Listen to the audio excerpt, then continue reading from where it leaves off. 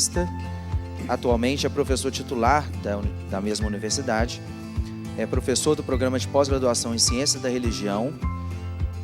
Concentra suas pesquisas e atuação docente em Bíblia, Novo Testamento, principalmente nos seguintes temas: História do cristianismo primitivo, Literatura do cristianismo primitivo, Apocalíptica judaica e cristã, Movimento de Jesus e História de Israel. E a sua tese de doutorado tratou sobre o Apocalipse de João. Uma palavra, professor Paulo Nogueira.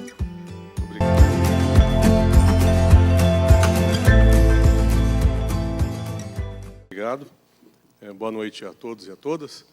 Eu quero agradecer o convite à professora Maria Clara. É uma honra estar aqui nesse congresso e partilhar também a mesa com os meus colegas. A minha apresentação tem como tema Borges, leitor da religião. Eu vou pronunciar Borges na forma portuguesada, em homenagem aos avós portugueses do grande autor argentino. Eu leciono há quase 10 anos a disciplina epistemológica Linguagens da Religião, no meu programa, uma disciplina que pretende dar conta de teoria literária, semiótica da cultura, estudos discursivos para o estudo do fenômeno religioso. Então, eu trabalho tópicos teóricos com os alunos no semestre inteiro. Mas eu tenho um hábito, já desde a primeira oferta da disciplina, de ler ensaios borgianos, relatos borgianos, ao final de cada aula. Então, nós lemos textos como El Aleph, El Milagro Secreto, Las Ruínas Circulares, El Jardín de los Senderos que se Bifurcam, entre outros. A ideia é dar aos estudantes uma percepção de linguagem que vá além da linguagem cotidiana e que permita eles sentirem o piso escapar-lhes, né, sobre os pés. Ou seja, perderem um pouco o sentido de realidade a partir da ficção literária e, enfim, da ficção borgiana. Tenho tido a experiência de encontrar ex-alunos que estiveram comigo em versões anteriores deste curso, oferecidas anos atrás. Eu não sei se ainda se lembram muito bem das abordagens teóricas estudadas, mas quase todos se lembram com brilho nos olhos das experiências borgianas. É muito comum, então, encontrar com os alunos: professor, aquele curso que o senhor deu sobre Borges foi genial, mas o curso não era sobre Borges, devia ter sido sobre teoria, não é? Muito bem, então eu quero discorrer um pouco sobre os motivos para um teólogo ou um cientista da religião ler Borges, além, obviamente, da experiência estética. Por que um teólogo ou estudioso de religião deveria ler Borges? O motivo evidente é o fato de que Borges se ocupou muito de religião, com seus mitos, personagens e temas metafísicos. Religião foi tema de seus ensaios, resenhas, poemas e relatos. Em sua narrativa não faltam alusões e experimentos com tópicos da Cabalá, do gnosticismo, da Bíblia, do budismo, etc. Um levantamento exaustivo dessas recriações, citações e alusões não pode ser levado a cabo facilmente, tal a presença de temas religiosos em sua obra. Há estudos recentes que fazem análise de relações de Borges com tradições específicas, como, por exemplo, na obra Borges and the Bible, publicada em 2015 na Inglaterra. No entanto, há outro motivo, talvez mais importante, para ler Borges na relação com a religião. Nos seus textos, ele leva ao extremo o poder próprio da imaginação ficcional, a saber, de relativizar a capacidade referencial da linguagem cotidiana e mesmo da linguagem acadêmica e científica ao expressar a realidade. Na literatura fantástica, e mais explicitamente na literatura borgiana, a linguagem não é uma forma de expressar o real, mas um mundo quase autônomo, com o poder de moldar e construir a realidade. Adentrar no mundo dos textos, e nenhuma metáfora é mais poderosa do que a que ele usa, a biblioteca, é uma forma de se inserir numa realidade alternativa, a da ficção, dos textos, dos sentimentos, das tragédias e atos heróicos. Entendo que essa é a maior proximidade de Borges com a religião: exercitar e levar ao extremo o poder da linguagem de suspender as referências da realidade e oferecer mundos alternativos. Seria a ficcionalidade desenvolvida na obra borgiana um displacement, no dizer de Northrop Frye, de uma estratégia do relato mítico religioso? O formalista russo Shklovsky, no seu ensaio A Arte como Ofício, afirma que a função da obra de arte, com todas as suas dificuldades de interpretação, é deter o espectador, fazê-lo sair da temporalidade cotidiana, mecânica e automática, adotando uma temporalidade lenta, adequada para a apropriação. Ao adentrarmos no mundo da arte, em suas várias linguagens, prolongamos o tempo e enganamos a morte. Creio que há uma boa analogia aqui com a linguagem religiosa. Na modernidade, somos ensinados que religião, se ainda deve ser cultivada, deve ser usada para fins práticos: ver, julgar, agir.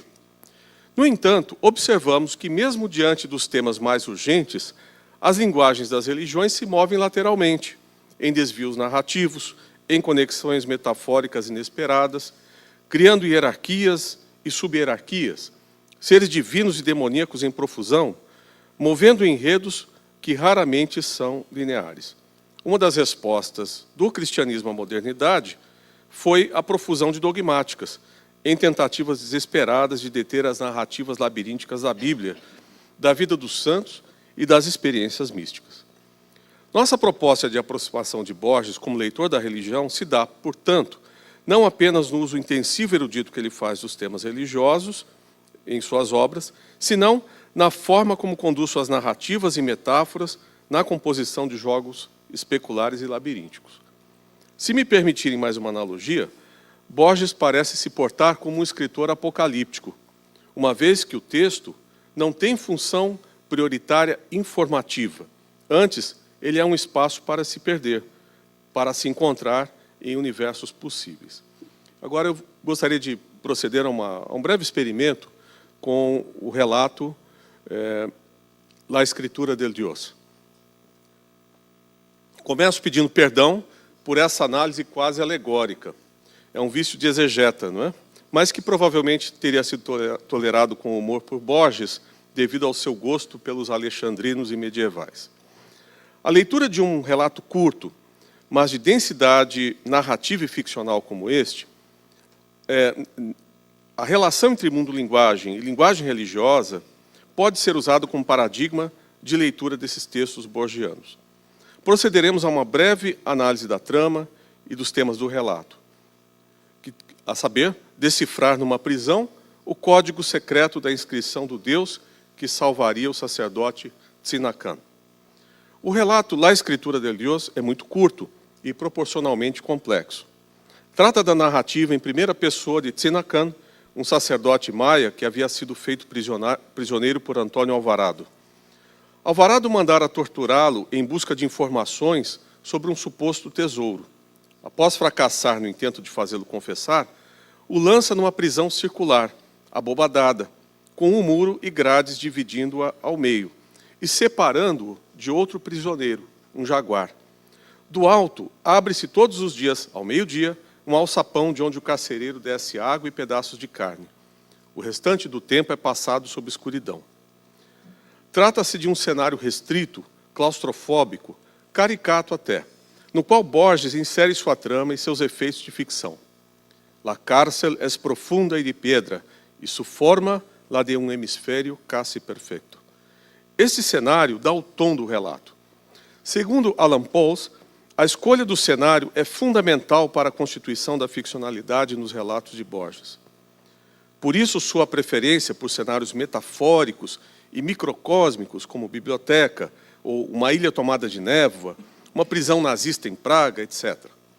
Nesse caso, a simplicidade do cenário, uma cela escura dividida com um jaguar, revela seu caráter metafórico. Toda a narrativa aponta para certas analogias, privilegiando certas conexões. Tzinakan vive um dilema, que acaba se tornando toda a trama do breve relato.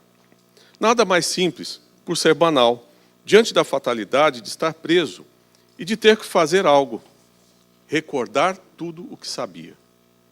Trata-se de uma armadilha, pois a memória nunca é linear, ela se porta como um labirinto. E esse fazer algo é a própria tarefa de seres destinados à morte. Recordar tudo o que se sabe, nas trevas, diante da morte. Com maestria nesse cenário simples e nessa atividade aparentemente banal, o relato nos insere no universo de topognósticos por excelência, a saber, o mundo e a vida retratados como uma prisão, e a missão humana consistindo num recordar-se de quem se era, de tomar posse do que era meu. Esse é o tema, por exemplo, da Canção da Pérola, mito gnóstico antigo que encontramos preservado nos Atos Apócrifos de Tomé, o qual relata a jornada do filho de um rei oriental enviado ao Egito para resgatar uma pérola. No Egito, ele então se encontra com os locais, se envolve com seus costumes e prazeres, esquecendo-se de quem era. O pai, preocupado, envia emissários para que provoquem a lembrança no filho da memória adormecida, para que se lembre de quem ele era, de sua dignidade real, e volte ao lar. No caso do relato borgiano, supomos, no entanto, ser apenas a recriação do mesmo topos, sem necessariamente implicar uma evocação desse relato. Afinal, a ideia religiosa de que nos esquecemos da casa paterna, de nossas verdadeiras identidades, é difundida no Oriente e no Ocidente. Aliás, eu creio que esse é o grande mito evangélico de fundo do evangelicalismo norte-americano. Isso já é apontado por Harold Bloom, que diz que a religião norte-americana é fundamentalmente gnóstica. É a forma como lemos, por exemplo, o relato do filho pródigo, um voltar à casa do pai, etc. Não é? Ou seja, a vida é interpretada em várias tradições como prisão, e missão da vida é um recordar de quem se é. Sinacan inicia assim um árduo conjunto de práticas de memória em busca do que já era seu. Na verdade, logo anunciado como uma sentença mágica escrita por um Deus na criação, prevendo desventuras e ruínas no final dos tempos, com o intuito de conjurar esses males. O maior problema da empreitada de Sinacan repousava no fato de que uma mensagem de tal importância, ou seja, sobre os males dos finais dos tempos que ele vivia, era cifrada, registrada em caracteres que ainda eram desconhecidos. Gostaria de fazer um breve comentário nesse ponto. Uma coisa que sempre me intrigou nos textos e expressões religiosas é o fato que, embora voltados para a solução de problemas urgentes, a injustiça, a solidão, a morte, eles raramente são pragmáticos e objetivos. Para entender os desígnios divinos, e neles os projetos de salvação, é necessário fazer-se imergir em águas profundas, em relatos de estrutura e sentido obscuros, tomando tempo e esforço dos crentes. Creio que esses longos desvios que a linguagem faz nos temas religiosos acontecem também na literatura. Somos destinados à interpretação, à busca, à atribuição do sentido, onde eventualmente não há qualquer. Resistimos ao fato de que o mundo não pode ter sentido, ou de que talvez ele não tenha. Atribuímos sentido a tudo, sentido que pode ser apreendido apenas por meio de complexas teias narrativas e metafóricas. Voltando à trama do nosso relato, Sinacan tem que buscar o código para decifrar a inscrição de Carolon, vista, mas não compreendida. Nos chama a atenção que o símbolo buscado podia estar em qualquer âmbito da Terra, em todas as suas formas.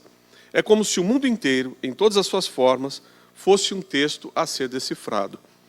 Esse universo material de signos é duplicado, ou seja, uma montanha implica em todas as montanhas, um rio, todos os rios, e um tigre, todos os tigres. Um universo micro e macro em correspondência. Há uma semiotização total do universo em todas as dimensões. O mundo e seus elementos podem ser o símbolo do Deus, mas eles mudam, são multifacetados. Quando imaginamos que o texto trataria de uma cosmologia, ele volta ao mundo micro. Sinacan suspeita que o código poderia estar precisamente nas marcas na pele do jaguar, mas também chamado confusamente de tigre. A mensagem estaria na pele viva dos jaguares, mas essas manchas também remetem a todo o mundo com que os jaguares têm contato, com suas vítimas, com o alimento de suas vítimas, etc. Estamos no mundo do pensamento mágico, segundo o qual tudo está em contato contagioso com tudo. Uma coisa transmite sentido à outra, sem limites. Sinacan trabalhou muito sobre esses desígnios. Ele relata: dediqué largos años a aprender el orden y la configuración de las manchas. Nas manchas da pele do jaguar, ele adentra no âmbito dos signos. Mesmo no microcosmo, o signo é invasivo e seus sentidos escapam às definições. A busca por padrões, que aliás é o nosso trabalho, né? Buscar padrões o tempo inteiro, era interminável, pois a busca era por uma linguagem. E ele pergunta, acaso era um sonido ou uma mesma palavra? Pero era impossível decifrar aquele texto. O mergulho na interpretação dos signos na linguagem do Deus, na pele de um jaguar, levanta no texto uma pergunta, um problema. Era impossível decifrar aquele texto, diz Sinacan. Na verdade, o problema era mais profundo. O enigma genérico de uma sentença escrita por um Deus. Que tipo de sentença, me perguntei, constituirá uma mente absoluta?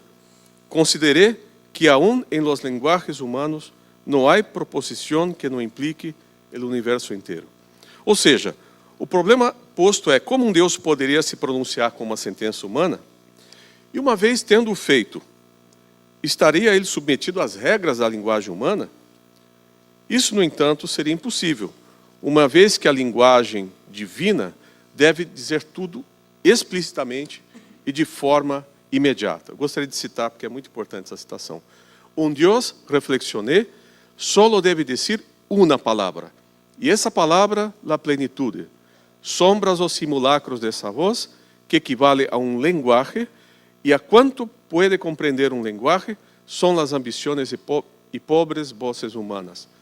Todo mundo, universo. Esse é um dos problemas das mais diferentes teologias e narrativas das religiões.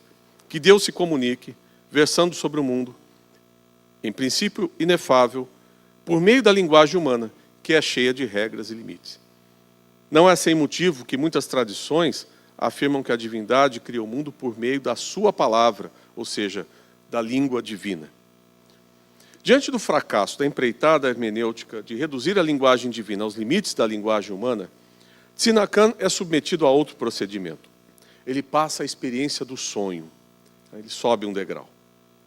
Então ele sonha com grãos de areia que são acrescidos um a um, sonho após sonho, até se tornarem um monte de areia a sufocá-lo. Ele desperta sufocado ainda pela areia e percebe estar sonhando dentro do sonho.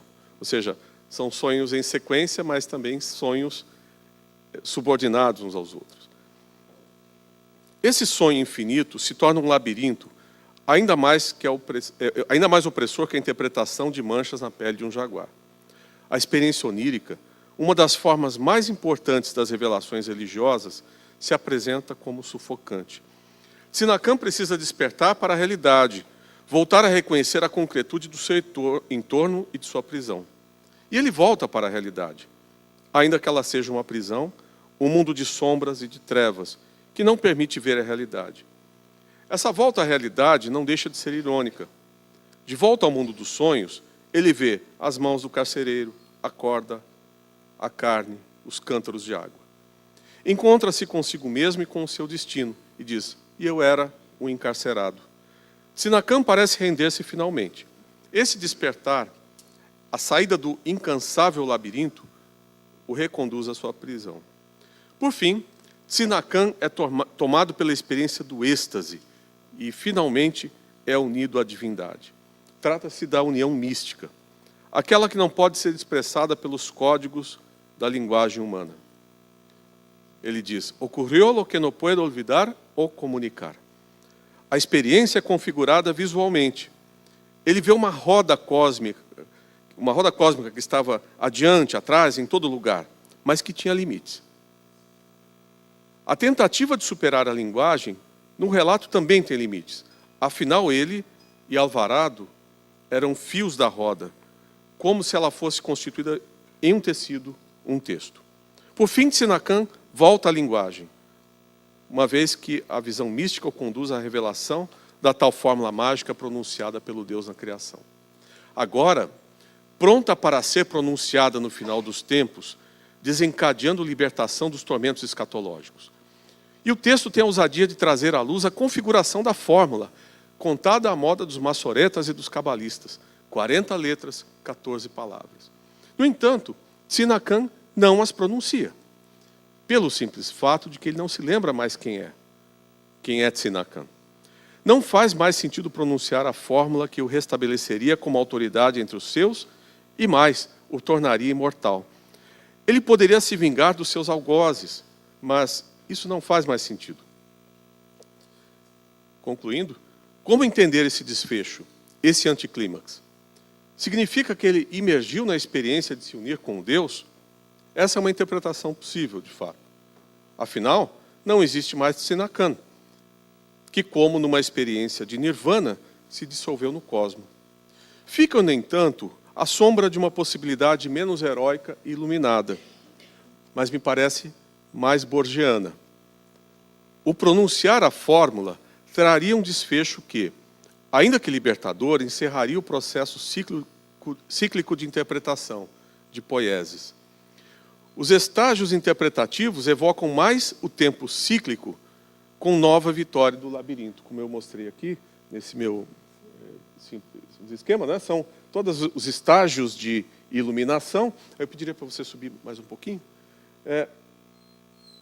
Então, ele se esquece, ele não diz, mas provavelmente tudo começa de novo e o ciclo se repete indefinidamente. O que se segue? Uma nova recordação de tudo o que se sabia, novo decifrar das manchas do tigre. O que vence? A suspensão de si mesmo, o nirvana, ou o reinício dos processos de interpretação? Ou simplesmente, como diz o relato, ser esquecido pelos dias até a morte? Há outros relatos de Borges que insistem no interpretar infinito, no mundo da composição do texto como um cosmo. No relato, El Milagro Secreto, Jaromir Hladík precisa retardar a morte para terminar uma trama em forma de poesia. Pediu a Deus esse tempo e Deus o atendeu. Ele trabalhou por tempos indefinidos, enquanto o projétil fatal percorria seu trajeto e uma gota de chuva lhe caía sobre a face. Terminou o poema. Estava cumprida sua missão. Sua morte nada heróica podia encontrar desfecho. Diante da necessidade de terminar um texto, o tempo se curva, se detém. A vida intensamente vivida é a onírica. Como, aliás, se inicia o relato, que fala de desertos chuvosos, relógios, jogos de xadrez, aparentemente mais importantes que a referência histórica à entrada das tropas nazistas em Praga, no Anschluss, né, causa de sua prisão e execução. É como se a vida e todos os seus elementos e componentes, listados pela linguagem, não fossem mais que o cenário do ato de interpretar, ou, ainda mais nobre, de escrever um poema. No relato, a vida é apresentada como uma alternância entre estar preso, solitário, numa prisão escura, e a contínua busca, com sucessos efêmeros, de uma fórmula mágica que nos interprete, caso ainda possamos nos lembrar de quem somos. Muito obrigado.